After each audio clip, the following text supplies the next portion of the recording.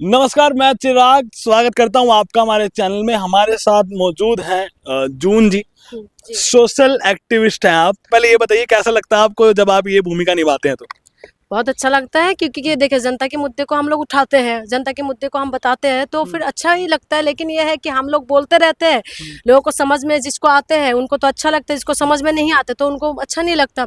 तो आज की डेट पे अगर सरकार की कोई भी नीतियों की अगर आप चर्चा करेंगे तो ये बहुत बड़ी बात है।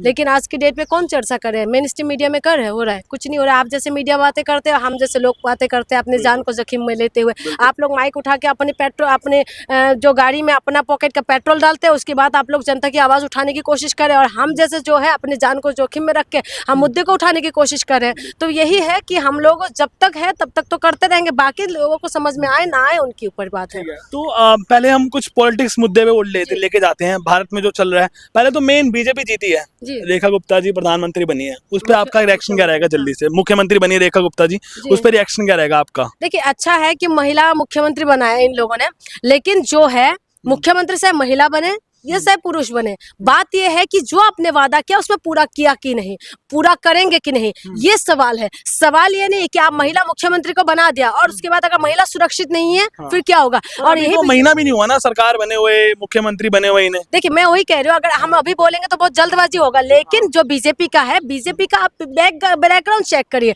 बीजेपी अभी कौन सी राज्य में नहीं है, 2-4 राज्य को छोड़ के तो पूरे राज्य में बीजेपी है। आप हरियाणा चले जाइए बीजेपी है, आप छत्तीसगढ़ चले जाइए बीजेपी है, राजस्थान चले जाइए बीजेपी है, हाँ आप मध्य प्रदेश चले जाइए बीजेपी है, आसाम चले जाइए बीजेपी। मैं नॉर्थ ईस्ट से हूँ, नॉर्थ ईस्ट में पूरे बीजेपी है। तो बीजेपी का हमने बैकग्राउंड देखा। और नॉर्थ ईस्ट के अंदर ही मणिपुर के अंदर जो है महिलाओं को नंगा करके घुमा देते हैं और उसके बाद बीजेपी ताल ठोकते हैं कि हमने तो अच्छा काम किया। तो इसमें सवाल नहीं करना चाहिए। आप उसके बाद आप कहते हैं कि महिला सुरक्षित है, कहाँ सुरक्षित है? वीडियो पूरा दुनिया ने देखा। उसके बाद मैं इनके पास ऐसा कोई विधायक नहीं है जिसको मुख्यमंत्री बनाए और वहां पर राष्ट्रपति शासन लगा दिया। उसके बाद भी हम ताल ठोकते हैं कि हमने तो अच्छा काम करे। बीजेपी शासित प्रदेश की आप अगर यूपी की बात करें तो यूपी के अंदर महिला सुरक्षित है। आप देखिए, महिलाओं के साथ रातों रात महिलाओं के सर को जला देते हैं। आप ये देखिए उन्नाव के अंदर क्या कांड हुआ, ये बीजेपी का नेता था कि नहीं? बृजभूषण शरण सिंह के ऊपर जो आरोप लगा पहलवानों ने, वो बीजेपी का नेता थे कि नहीं? आप मुझे ये बताइए कि हाथरस के अंदर जो बेटी को जला दिया, दलित समुदाय की जो लड़की को जला दिया, तो महिला थी कि नहीं? आप ये सारी सवालों का जवाब दीजिए।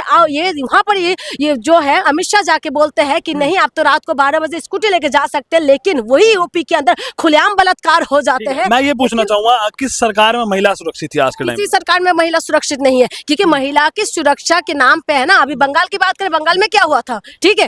तो सरकार जो है, कोई भी सरकार जो है, महिलाओं की वोट जरूर लेते हैं, लेकिन उस हिसाब से ये लोग सुरक्षा प्रदान नहीं करते। और खास करके जो बीजेपी है, क्योंकि बीजेपी कहते हैं बहुत ताकतवर है, बीजेपी बहुत मजबूत है, बीजेपी महिलाओं के लिए बहुत काम किया है, क्योंकि बेटी बचाओ बेटी पढ़ाओ, हाँ महिला के सम्मान में भाजपा मैदान में, ये बीजेपी का स्लोगन थे ना, बहुत हिट भी हुआ था। आप किसी उसमें चले जाइए, आप किसी ट्रक के पीछे आपको दिखाई देगा बेटी बचाओ बेटी पढ़ाओ, ऑटो के पीछे दिखाई देगा बेटी बचाओ बेटी पढ़ाओ। क्या बेटी बच पा रहे, क्या बेटी पढ़ पा रहे? तो ये तमाम सवाल है, ये हम किससे पूछे? सरकार से तो पूछेंगे। पुलिस व्यवस्था किसके हाथ में? सरकार के हाथ में।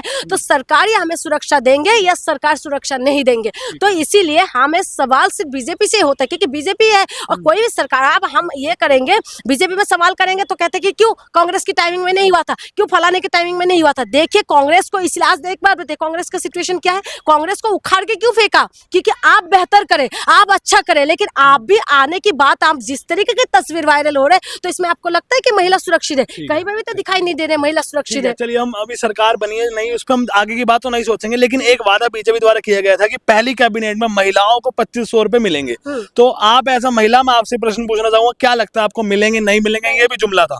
नहीं मिलेंगे। चुनाव जीतने के लिए कोई जुमला बोला जाता है, ये जुमला भी हो जाएगा। आप एक बार बताएं, मोदी जी ने 8 मार्च को बोला, 8 मार्च जो बोला है, तो लोगों ने ये सोचा कि 8 मार्च यही 8 मार्च है, पहले कैबिनेट में पास हो जाएंगे, यही बोला था। उस हिसाब से देखा जाए तो यही 8 मार्च है। आज 2 तारीख है, 5 दिन के बाद ये 8 मार्च है, ठीक है? क्योंकि 8 मार्च होगा तो मिलेगा पैसा। कर रहे हैं ना, एक प्रोग्राम कर रहे हैं मेरे ख्याल से जेएलएन स्टेडियम में, है ना, एक प्रोग्राम कर रहे हैं जहाँ पे नड्डा जी आएंगे और 5000 महिलाओं को बुलाया जाएगा। तो क्या विश्वास नहीं है, या सिर्फ आप कमियां ही देख रहे हैं? मेरी बात सुनिए, इन्होंने पहले बोला था सारी महिलाओं को देंगे, ठीक है? सारी महिलाओं को कह रहे, सारी महिलाओं को मिलेगा।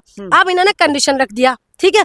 उसके बाद जो आपने अभी बताई, ये मुझे जानकारी नहीं है, लेकिन ये वाली जो आप महिलाओं को बुला के दे सकते हैं उनको, क्योंकि देखिए चुनाव से पहले प्रवेश वर्मा ने पैसा बांटे थे, हजार रुपए बांटे थे ना, हजार रुपए प्रवेश वर्मा ने बांटे थे। ये आप कह रही हैं, ये आप कह रही हैं। मैंने देखा है, सिरसा ने, मेरी वो वीडियो भी अपलोड हो रखा है, सिरसा जो है उन्होंने भी पैसा बांटे थे। तो ये हमारी वीडियो है, मैं वैसे कह रही हूँ, मेरे पास प्रूफ है, मेरे पास प्रूफ है कि उन्होंने पैसा बांटा है। मैं इसलिए बता रही हूँ क्योंकि सिरसा जब पैसा बांट रहा था तो मैं गई थी, मैंने देखा है वहाँ पर पैसा बट रहा था।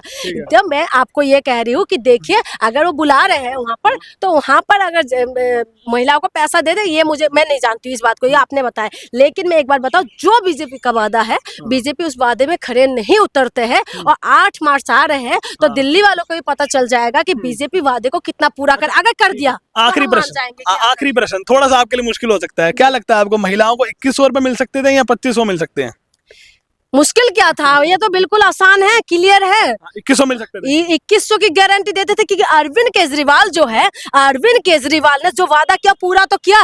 वो कम से कम इस तरीके की वादा पूरा तो करते थे। उन्होंने बिजली फ्री बोला तो करा, उन्होंने पानी फ्री बोला, उन्होंने करा, महिला के बस फ्री बोला, उन्होंने करा, तीर्थ यात्रा फ्री बोला, उन्होंने किया। तो फरिश्ता योजना लेके आने के लिए बोला था, वो लेके आए। तो तमाम जो वादा था अरविंद केजरीवाल ने पूरा किया। लेकिन जो बीजेपी है, 2 करोड़ रोजगार आया, 15 से 20 लाख रुपए आपके अकाउंट में आने की बात है, वो आया। महंगाई कम होगा वो बताया, वो हुआ क्या? रोजगार देने की बात करी थी, क्या करा? रुपये की रेट बढ़ने की बात करी थी, क्या हुआ? क्या हवाई चप्पल वाले हवाई यात्रा करेंगे, क्या वो चीज हुआ? तो ये तमाम चीजें जो है, महिला सुरक्षा की बात करते थे, यही बीजेपी की सरकार के अंदर मणिपुर के अंदर महिला को नंगा करके घुमा देते। ये कहते बेटी पढ़ाओ, बेटी सुरक्षित है। तो आप खुद बताइए, महिला के सम्मान में भाजपा मैदान में जो बोलते हैं, तो बीजेपी का एक तरफ आप कह रहे हैं 2100 रुपए के ऊपर जनता को विश्वास नहीं था, क्योंकि जनता को भी, हम खुद, मैं बता रही हूँ, मैं जनता हूँ, लेकिन मैं डिजर्व करती हूँ इस चीजों को कि मुझे अच्छा शिक्षा ना मिले। मैं डिजर्व करती हूँ कि मुझे अच्छा जो है हॉस्पिटल ना मिले। मैं डिजर्व करती हूँ इस चीजों को कि मुझे अच्छा फ्री व्यवस्था ना मिले। मैं डिजर्व करती हूँ इस चीजों को कि महिला सुरक्षा ना हो,